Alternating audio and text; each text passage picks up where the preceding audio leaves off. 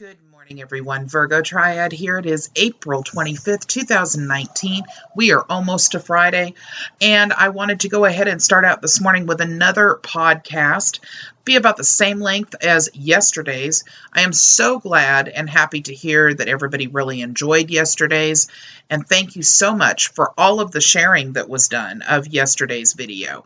It's really very important that people get actual factual information with regards to what's happening in our country. I think that it will help to explain a lot of the internet misinformation that's out there, why it can be so incredibly difficult to find real information on specific types of subjects. We are divided really, really strongly right now politically. And one of the reasons we are divided so strongly at this point politically is because we have a serious push from the alternative right and the alternative left. Both sides have a fringe group or several fringe groups that are massively extreme in their way of thinking and their ideology. And as a result, they are both coming out swinging, and we are getting caught in the middle as the general average person is not alternative right or alternative left. The general person is somewhere in the middle. And unfortunately, the general population is getting caught up in the misinformation that's being spewed from both sides. One of the things that I always find very telling is when one specific group gets thrown together and watches something like the podcast yesterday, or listens to something like the podcast yesterday, and then ends up or watches a bunch of videos of a bunch of idiots that are getting pulled over by cops and are giving them a hard time and everything, and then they hear the comment that they're alternative right, and everybody that is on the conservative side of things loses their mind. They're like, what? No, this is not true. This is the other side. I don't give a damn. Don't try to tell me that this is on my side. And what they're missing is the alternative right and the alternative left are almost the same because they are so far to that side. So in other words, the alternative right is so far to the right that they're almost left, and the alternative left is so far to the left that they're almost right. And then these buzzwords come out. And that's the reason why today we're going to be talking about the Patriot Movement. People hear the word patriot and lose their freaking minds because they associate patriot with being patriotic. We're going to be discussing that today, and I want to say that the main reason why this came up as the next podcast was courtesy of a comment that I received on the podcast yesterday, and I'm going to take you over to that brilliantly written comment right now, because I would like for everybody to be able to hear what it is that was said. I value all of your comments, but when there's something that is just thought out from the heart the way this one is, I feel it necessary to give it a little bit of an extra plug so that everybody is aware what we're dealing with here. So here is the comment that I got that I copied and pasted elsewhere so that I could actually remove it from the section in the comments where it was. The comment is, "This bitch got me fucked up talking all that shit about patriots. She be stupid. Patriots moving mean loving one country, not no sovereign." I believe that's supposed to say citizen, but it says sitchum. Anyway, stuff. This bitch be 600-pound dumb ass. If you guys can go in and just kind of do your own tweak on that and make sure that you understand what it is that this man was attempting to actually convey with his comment, that would be great. I've done the best that I can with it, and to be perfectly honest, I still don't completely grasp his. Yeah, well, if you guys can take a look at it, that would be great. Just back this up and pause it, because it's not in the comment section anymore. I felt like it might be a little bit above where most of us might be able to understand it. It clearly is some other form of language. But anyhow, I decided, since there seems to be this concern with regards to the word patriots, I'm going to address that, because this was not the only comment that I got. The first thing we're going to do is we're going to actually look at the dictionary. Wow, what a freaking idea, huh? We're going to look at the dictionary. We're going to see what the definition of patriotic is, because I don't think people understand that the word patriotic and patriot actually has nothing to do with the Patriot movement. Patriotic is an adjective, and it means having or expressing devotion to and vigorous support for one's country. Patriot also is something that is giving credence to expressing devotion to one's country, all right? However, the Patriot movement, it was named that for a very specific reason, and unfortunately, it's not the most honest one. We're going to be looking at an article that was actually written by politicalresearch.org. This is something that I think is very important, because a lot of people really don't understand the Patriot movement. It's something that sounds really positive. And I know up until a few years ago, I actually didn't understand the Patriot movement either. The Patriot movement at one point was actually called something completely different. And that's what we're going to do. We're going to go from the past to the present.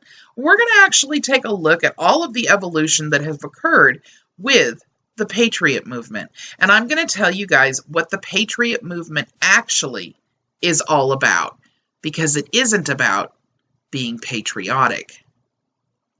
The evolution of the current Patriot movement can be viewed as having developed over the past several decades. This report will examine its evolution in 3 stages. Number 1, Posse Comitatus, 1971 through the mid-1980s. Number 2, militia movement, the 1990s through the early 2000s.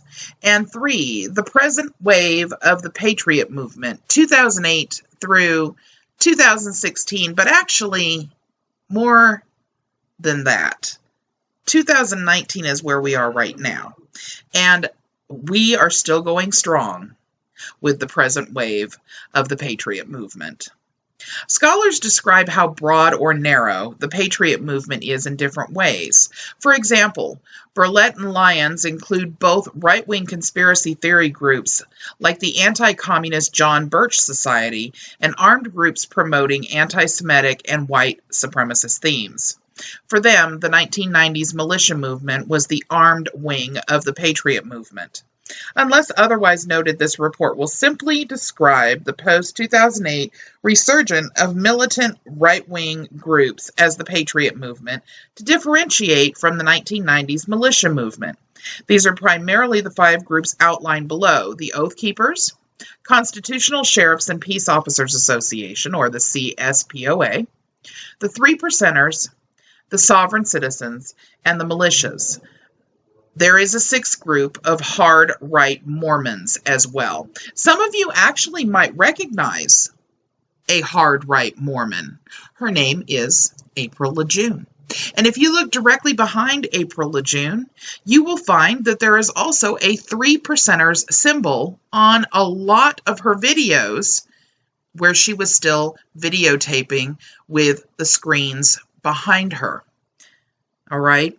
So, interestingly enough, that gives us a little bit of an edge as to knowing exactly what type of movement April Lejeune is in. Not that she's ever hidden it very well, but this is just an example of one group in the Patriot movement, and you'll notice that there are a lot of similarities. The term paramilitaries and militias will also be used in specific ways. Militias are locally based, armed groups that claim to be the people's mechanism to defend the country and the Constitution. Paramilitaries include militias, but also include other kinds of armed political formations that are not part of any official governmental apparatus, including vigilante, border patrols, and centralized forms like Three Percenters. Stage 1. Posse Comitatus, 1971 to the 1980s. The Posse Comitatus, Latin for power of the country, started in 1971 as a decentralized white supremacist and anti-Semitic movement. It set the original template that the militia and the Patriot movements have continued to follow. This group was conceptualized by William Potter Gale, a Christian identity minister. Christian identity is a racist, anti-Semitic, and homophobic religion that teaches that the real Israelites are white people, that Jews are the children of Satan, and that people of color are, quote-unquote, mud people. Gale fused his religious beliefs with ideas from anti-communist conspiracy theories, right-wing tax protesters, and hard-right paramilitaries such as the 1960s Minutemen. Unlike others in the organized white supremacist movement who are turning towards neo-Nazism, with its European symbols and references, Gale used traditional U.S. political and legal language. He claimed that the U.S. Constitution was a white Christian document that had been perverted by the Jewish-controlled government.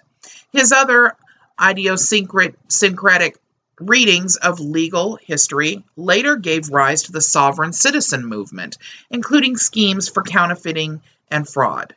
Gale also apparently developed the proposition that the county sheriff was the only legal law enforcement officer and so could decide which laws to enforce.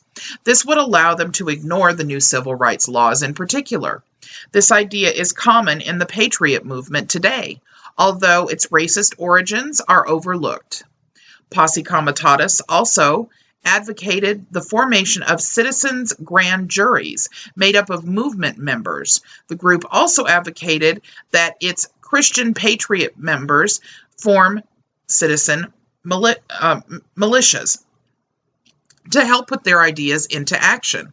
Posse Comitatus was deeply anti-environmentalist as well.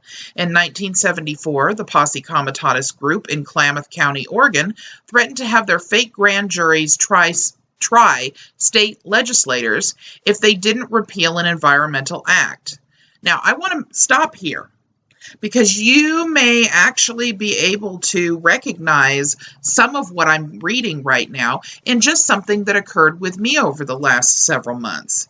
And that is a grouping of fake people that claim to be government, that claim that they can pull together a fake jury in order to try and convict me without me even being there. Filling out false arrest warrants, so on and so forth. I wonder how much me being an actual American Indian, 100%, plays into that role. Because me not being a white person is something that Gale, for example, would have taken issue with. Forget the fact that our people were here first. That just adds fuel to the flame. Racist, racist, racist, you guys, okay? All right, unlike most other right-wing groups that share similar beliefs, the Posse succeeded at joining its conspiracy theories, bigotry, and zest for violence to more mainstream issues such as banking, land use and planning, environmental regulations, property rights, gun ownership, and, of course, race. In the 1970s, Posse Comitatus was popular in the western states, and its most important propagandist, Henry Lamont Mike Beach, was based in Portland, Oregon. In 1976, the FBI estimated that there were between 12,000 to 50,000 Posse Comitatus members in 78 chapters across 23 states.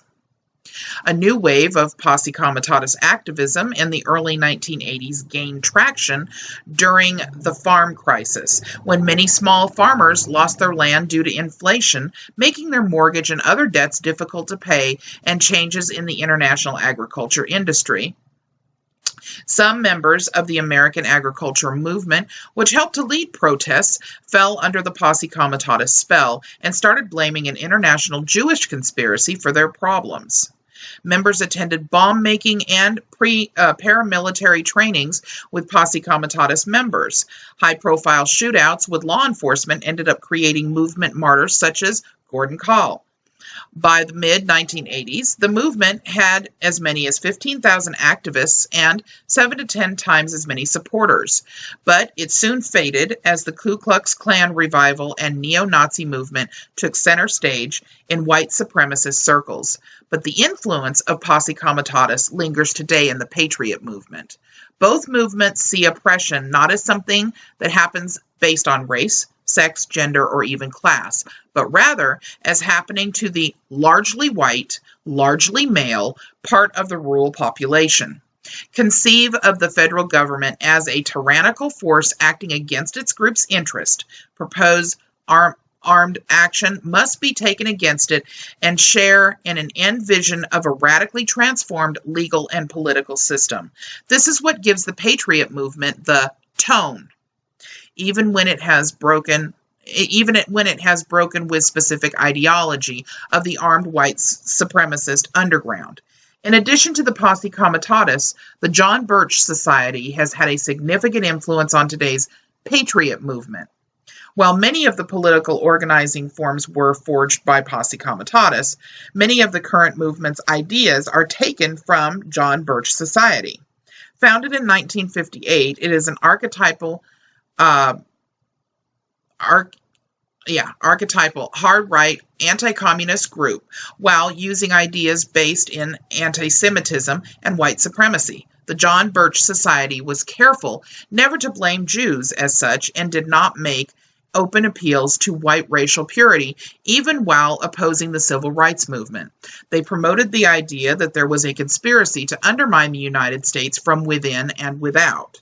John Birch Society founder Robert Welch called then President Dwight D. Eisenhower for conscious, dedicated agent of the communist conspiracy. A conscious, dedicated agent of the communist conspiracy. Wanted to make sure I got that absolutely right and out there for you guys to hear it again. One government, new world order. The John Birch Society is still around today, and its theories are staple Patriot Movement beliefs. Starting in the early 1990s, it promoted anti-environmentalism and worked to limit federal land ownership. Today, it also champions the role of the county sheriff as interpreter of the Constitution. Okay, so some buzzwords here, guys. Number 1, New World Order. Okay? There is no climate change. Anti-environmentalism. All right? Again, just like we talked about in the podcast yesterday, things that you hear that are buzzwords that you've been hearing for years, this is what these people use to tie things all together and try to get people to believe that their way of thinking, their agenda, is what puts all of these crazy puzzle pieces of people hearing things, New World Order, deep state, all of these really weird things that people hear, it puts them together in a puzzle. Largely conspiracy theory based, largely untrue, but it makes them all true when they're all put together in one puzzle, even if the puzzle is skewed radically and false. The group has had a revival of interest in recent years. Its president spoke at Ron Paul's Rally for the Republic, a counter-rally against the 2008 Republican National Convention in Minneapolis. Another John Birch Society member spoke at the 2013 CSPOA conference. The group also sponsored the 2012 Utah's Freedom Conference, which featured many Patriot Movement activists speaking about land transfer, sound money, and religion. Okay, we're going to move into stage 2, the militia movement, 1992 to 2001. In the early 1990s, many of political ideas and organizational forms of Posse Comitatus were revived in what became known as the militia movement, which now dropped both the Christian from patriot and citizens from militia. The tragedies at Ruby Ridge and Waco became rallying cries for the movement. White separatist Randy Weaver, an affiliate of the racist Aryan Nations group, lived in a remote part of northeastern Idaho Panhandle. Federal agents tried to turn him into an informant using an illegal gun sale against him. When an arrest warrant was eventually issued, he retreated to his remote cabin with his wife and children. FBI agents laid siege to the cabin, and in a tragic series of events, Weaver's wife and son, as well as an FBI agent, were killed. The surviving Weaver family members eventually won a $3 million wrongful death lawsuit. And for those of you who have not seen it, if you have access to Netflix, there is a Ruby Ridge documentary that you can take a look at. It's actually extremely sad. Then in February of 1993, the ATF raided the compound of David Koresh Branch Davidian sect located outside of Waco, Texas. Koresh had been accused of having illegal guns as well as sexually exploiting minors. The ATF's raid led to a shootout in which 4 federal agents and 6 sect members were killed. This was followed by a siege almost 2 months long. As part of it, federal authorities used psychological warfare on the Branch Davidians. In another terrible series of events during the final assault, the compound caught on fire. In the end, a total of 80 Branch Davidians, including 21 children, died, in addition to the 4 federal agents. The deaths at Waco and Ruby Ridge both involved raids for violations of gun laws and deaths at the hands of federal authorities. Together with the 1993 Brady Bill, which introduced strong new restrictions on gun sales, a variety of hard right activists became incensed at federal overreach, which was seen as advanced implementing a new world order of global control. Together, these events became the catalyst for the new militia movement. Again, new world order. Okay, guys?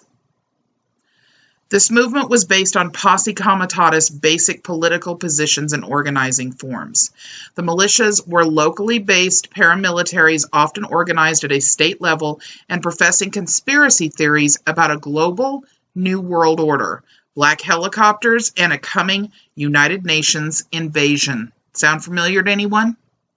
Often these theories were derived from anti-Semitism, although usually they no longer named the Jews as the active agent of conspiracy. The militias also became intertwined with the Wise Use movement, which started as a corporate-funded backlash to the successes of environmentalism in the 1980s. The connection between organized white supremacists and the 1990s militia movement had been hotly debated by scholars. Early meetings, such as the 1992 Estates Park Conference, brought together Aryan Nations Louis Beam and Richard Butler, racist Christian identity preachers like Pete Peters, and mainstream gun rights advocates like Larry Pratt. Also presented was John, I believe it's Trochman? Sorry if I mispronounced that. You know how I am about pronouncing things. Who later founded the important militia of Montana. He was part of the support group for Ruby Ridge's Randy Weaver, itself led by Beam.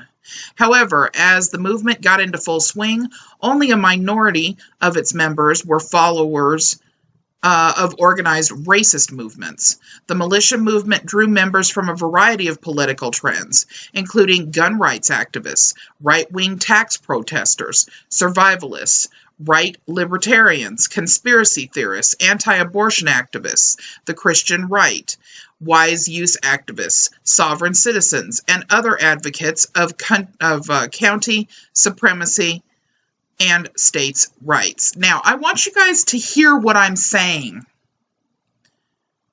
For those of you that are sensitive to political labels, these are self-identifying individuals. Right-wing protesters, right-wing gun activists, right-wing libertarians, right-wing militia movement. They are far to the right. They are on the fringe. That's why we call them the lunatic fringe. These are not your general right-wing conservatives. They aren't. So if you get offended because they self-identify by calling themselves right-wingers or the alt-right, that is something you probably need to look at yourself about. It's not my issue. It's your issue. So don't come at me with these comments about how dare I say this or that. I don't care if they're left or right wing. If they are far to the right and far to the left, in my opinion, they're both nuts, okay? The movement grew very quickly starting in 1994 and became infamous on April 19th of 1995 when two militia movement members, Timothy McVeigh, who was part of the neo-Nazi wing, and Terry Nichols, who was not, killed 168 people with fertilizer bombs at the Alfred P. Murrah Federal Building in Oklahoma City. The attack was apparently a revenge attack for the Waco massacre and possibly for the execution of racist Patriot Movement member Richard Snell as well. The militia movement had 20,000 to 60,000 members and up to 5 million who sympathized with its core idea that secret elites had a plan for imminent tyranny. The mass casualty bombing scared off moderates and attracted radicals to the movement. Its membership peaked in 1996 but declined soon after. The more moderate members, however, took some of the militia ideas into mainstream circles. It seemed like the Patriot Movement flourished under a Democratic president who it can claim as a secret traitor to the nation. Sound familiar? Soon after George W. Bush's election, the militia movement faded into a murmur. The reasons for its collapse included a more robust economy in the later 1990s, increased attention from law enforcement, internal organizational issues, and the failure of its dire predictions to happen, not just of looming federal repression, but also millennial concerns around the year 2000. By the year 2000, many members left the movement for other kinds of activism, such as libertarian economics, gun rights, and the opposition of federal regulations and global trade agreements. Let's talk for a second about the situation here that they are referring to with regards to the Patriot Movement at this time fading. It says it largely fade due to the fact that the predictions never happened. We have that on a regular basis. Let me just mention something to you guys. Global economic reset, the financial reset. We have people that constantly discuss this global reset. They believe that it's going to happen through something called NASARA. They believe that it's something that's going to happen through the reinstatement of the gold standard. All bullshit. It's not going to happen. And if you want some proof of that, go back 10 years on the internet and do some research on global reset. Some of y'all have been waiting for 15 years for this reset to occur. It's not going to. The world currency is the US dollar, what a lot of people call the fiat dollar. Most of you, through conspiracies like what I'm reading about right now, that are perpetuated by the Patriot Movement members, believe that fiat money is backed by nothing. That is not true. The US dollar is backed by investment and securities. We are also the world currency. It's incredibly stable, and it is backed. It's unbelievable to me that something as basic as that, people have been led by the nose the opposite direction and honestly believe that, oh, it's good because we say it's good. That's all. That's all. There's nothing else that backs it. It's good because we say it's good. I hear it constantly. Constantly. It drives me up a wall. That there doesn't seem to be the knowledge of economics for your own country that there needs to be, even for, I don't understand how people are comfortable with going and getting any kind of a loan whatsoever, or even having a bank account. You don't understand how economics works. That's number one. The truth about economics you need to find out, which you don't find out from a YouTube video telling you every fear-mongering piece of conspiracy theory that you can find for the last 20 years. Moving on. Another important group at the time was Police Against the New World Order. Founded by former police officer Jack McLam in the 1990s, he recruited police officers to refuse orders to enact what he claimed was a coming totalitarian system led by a secret global elite, which would be implemented in the year 2000 and would start by outlawing private gun ownership. Now, sound familiar? Let's talk about this for a minute. First of all, the New World Order. When do you guys remember that came out? It was a speech that was done by Bush, Daddy Bush,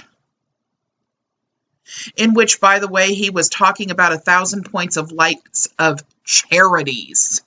And if anybody will actively go back and really look at that entire speech, you will see that what he is talking about is a grouping of people that have the capability to be charitable to one another, acting as one world of goodness. Not some totalitarian one world order. First of all, we are 19 years past the year 2000, and these lies have been going on since the late 70s. We still have not had any of them implemented. There is still not an outlawing of private gun ownership. They are not showing up at your door with FEMA trucks, black bagging you and throwing you in 4 bodies to a casket. Give me a break, people.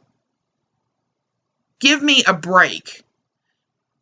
It really doesn't do anybody that is considered an elite any good to kill off all of their subjects, because then who would they be an elite to?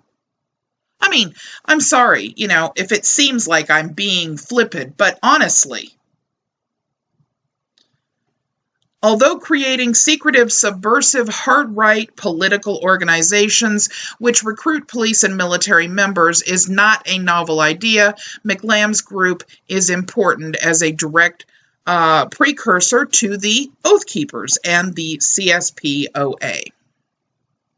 Stage 3, the Patriot Movement, 2008 to present. We're going to start with the 3 percenters. With the election of Barack Obama, there was a sudden revival of the Patriot Movement, a name that by 1995, those inside the militia movement were using to refer to themselves. This reincarnation included new political forms alongside the remaining old-style militias. The 3 percenters, co-founded by Alabama militia veteran Mike Vanderboe in late 2008, was developed as a more decentralized version of the militia in order to avoid government infiltration. The name is based on their claim of the number of American colonists who actively fought in the Revolutionary War, and implies that a numerically small movement can engage in a successful armed revolutionary struggle. Hear me well, okay? 3 percenters, you were not original. Not in any way. Although I know you claim to be. And there will be a lot of lashback on this video because of the groups that I'm going over, starting with the 3 percenters right now. Unfortunately, none of your groups that are out there right now are in any way, shape, or form original. They are all ripoffs of Posse Comitatus. It's all been done before. It's been done badly. And this time around, just because there are more members doesn't mean that it's being done any better. Anyone can declare themselves a 3%er, although there are also state and national group adherents. They say they refuse any new gun restrictions. The 3%ers tend to be more aggressive and violent than other Patriot Movement groups. For example, several took part in the armed occupation of the Militia National Wildlife Refuge, and many more came to Burns at the time. Ideologically, it is hard to tell them apart from the Oath Keepers, except that 3%ers tend to be far more publicly Islamophobic. Partly because of the decentralized nature of this movement, it is difficult to estimate how many people identify as 3%ers, but we do know of one, don't we? In September 2015, the president of Oregon 3%ers claimed to have 1,000 members in the state. The Institute for Research and Education on Human Rights analyzed 264 closed online 3%er groups.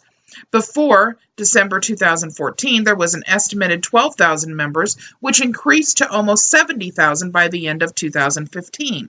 In January of 2016, during the Mahler occupation, the numbers jumped to 85,000.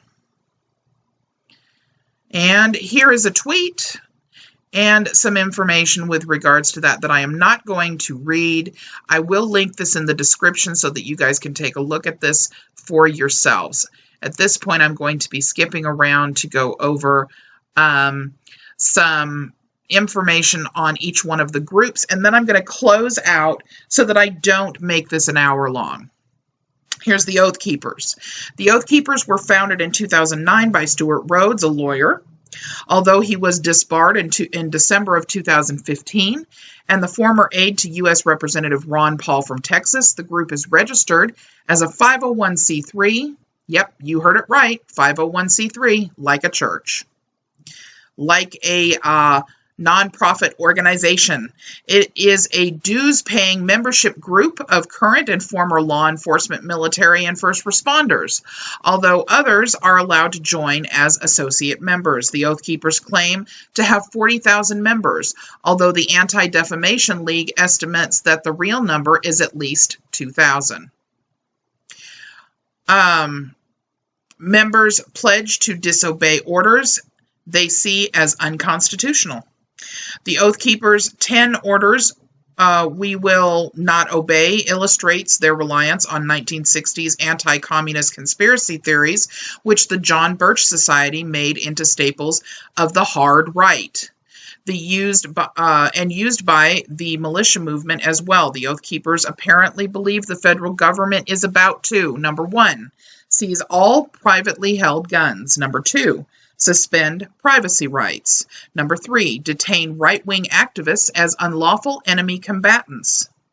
Number 4, impose martial law on the individual states before invading them. Number 5, blockade American cities, thus turning them into giant concentration camps. Number 6, round citizens up and force them into detention camps. Number 7, allow foreign troops to invade the United States, confiscate privately held possessions, including food, and end the right to free speech. The Oath Keepers' national leadership is imbued with libertarian economics and conspiracy theories. They have locals all over the country, which have a high level of autonomy, although the national group will sometimes step in to direct their organizing or discipline local groups. The Oath Keepers are the most mainstream of the Patriot Movement groups, and they often intentionally soft sell their actual politics. The group loudly denies being a militia, but has increased its paramilitary activities in recent years. In Texas, they have held armed marches in both 2014 and 2015. Armed members went to Ferguson during the demonstrations, and members went to the armed encampments of the Bundy Ranch in Nevada, Sugar Pine Mine in Oregon, and Montana's White Hope Mine. They formed community preparedness teams, which included armed members. In July of 2014, they also sent members to Marietta, California to help right-wing activists who blocked buses transporting undocumented immigrants. These, however, was not an armed action. In July of 2015, the Oath Keepers Protect the Protectors program had members guard military recruiting stations, including several in Oregon, after a possible Islamist lone wolf attack in Tennessee. Oath Keepers participated in individual members at the march in Burns on January 2nd of 2016 in support of the Hammond family, and many stayed in the town during the occupation of the Mallard National Wildlife Refuge, in order to build support for their movement's politics. The national group later lent its support those efforts. And I believe I said refugee before. What I meant was refuge, and I apologize. I'm going fast because we're already at the 40-minute mark, and I want to make sure that I get as much of this out as possible. So I apologize for some of the mistakes. The Constitutional Sheriffs and Peace Officers Association, CSPOA.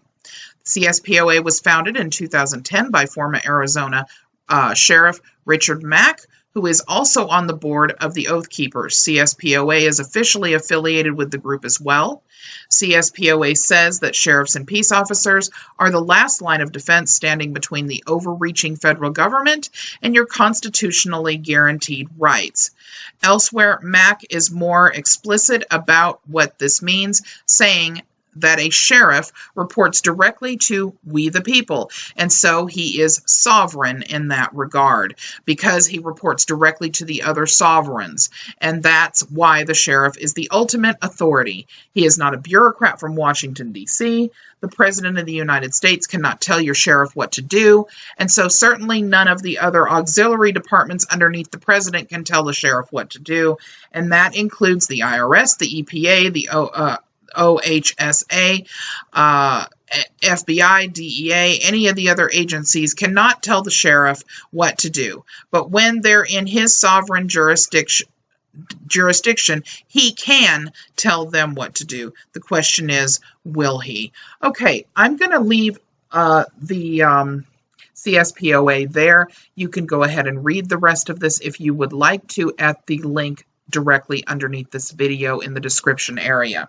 Finally, the sovereign citizens. The last of the Patriot Movement groupings are the sovereign citizens, who continue to fake legal tradition of the Posse Comitatus. They believe that their version of the law, usually a combination of Christian scripture, English common law, and the U.S. Constitution, is the true law, whereas the legal system as we know it is not.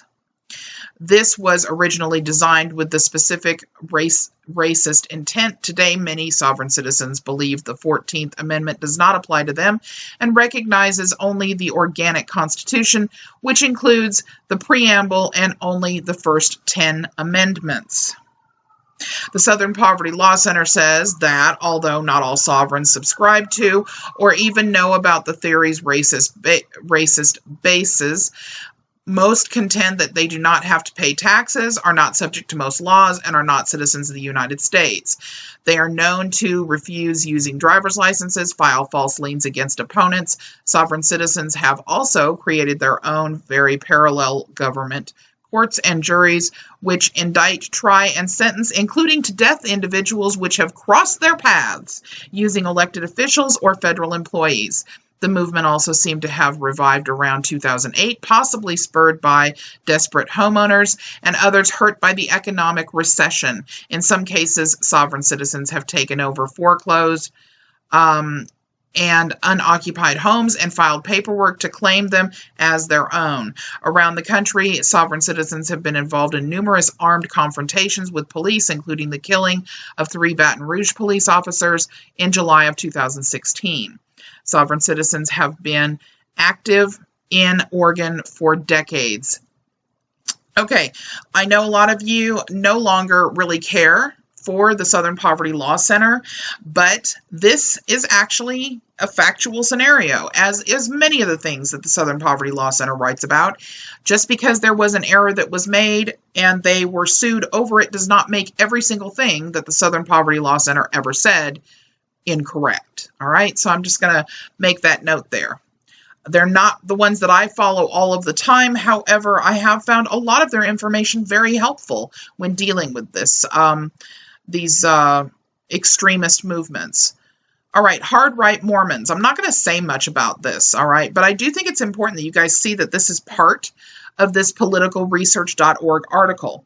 I'm going to link it in the description of this video, and I'm going to tell you that I think it's very important that everybody really stop for just a moment before having a knee-jerk reaction with regards to a political position.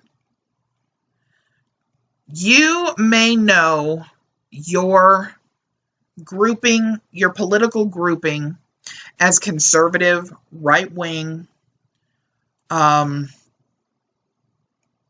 or as progressive or liberal left-wing Democrats. You may see yourself as an independent, but you may have parents that are conservative or Democratic. I have to say that when we are dealing with these individuals that are on the fringe, your identification with these political markers has absolutely nothing to do with this at all. There is no way you can compare yourself, or chances are your parents, or chances are your brother or sister, or anybody that you're friends with necessarily, to these fringe people, okay? So when I say right wing or this, or right wing or that, or left wing or this, or left wing or that, having to do with these groups, I'm not talking about the average conservative. I'm not talking about the average Democrat. I'm not personally insulting your political belief structure or ideology. Unless you're part of this group. Then I am.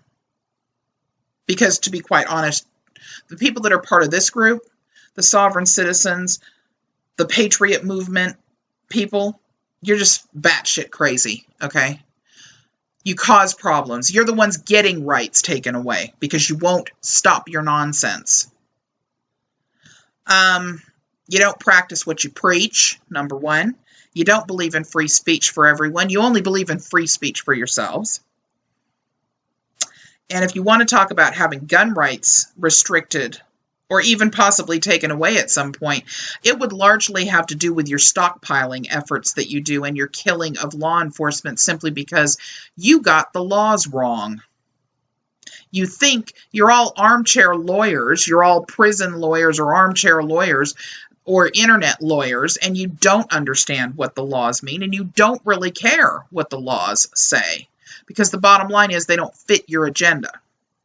And you all agree with the fact that people that speak out against you should be put to death. So freedom of speech is totally out the window. So please, to those of you that affiliate with one side or the other on the political spectrum, don't think for 1 second that I am insulting you.